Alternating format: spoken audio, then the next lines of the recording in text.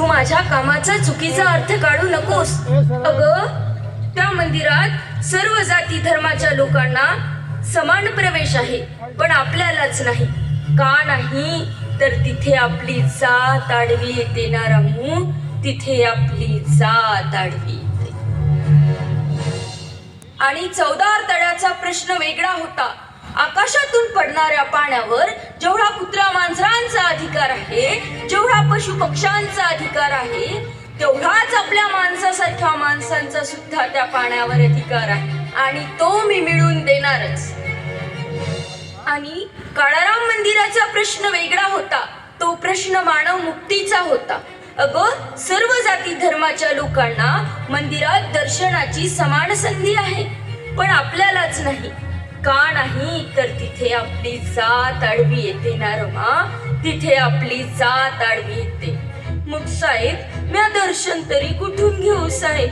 साहेब, मला जायचं आहे साहेब, मला पंढरपूरच्या दर्शनासनी जायचंय साहेब. मी आपलं मस्तक दुरूनच टेकवेन साहेब. तुकोबा रायत गेले होते साहेब, मी आधी आपलं मस्तक टेकवेन आणि येईन साहेब.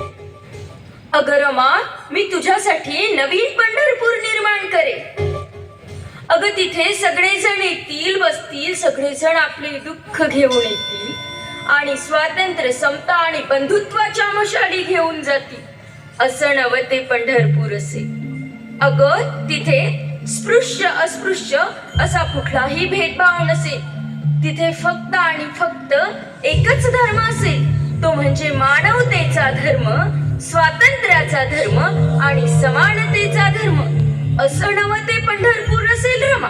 आणि तिथे प्रत्येकाला दर्शनाची समान संधी असेल. यासाठी मी लवकरच प्रयत्न करीन. होय साहेब.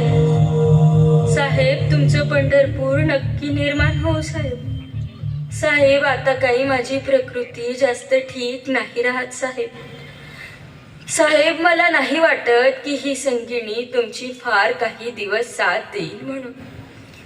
साहेब, समाजाचं वादळ थांबता कामा नये साहेब. साहेब, मी तुमच्यासाठी तुम्ही खूप मोठं व्हावं ह्या एका स्वप्नासाठी जगले साहेब. स्त्री म्हणून नव्हे, सहचारिणी म्हणून, संघर्षाची साक्षीदार म्हणून, एका वादळाची संगिणी म्हणून जगले साहेब.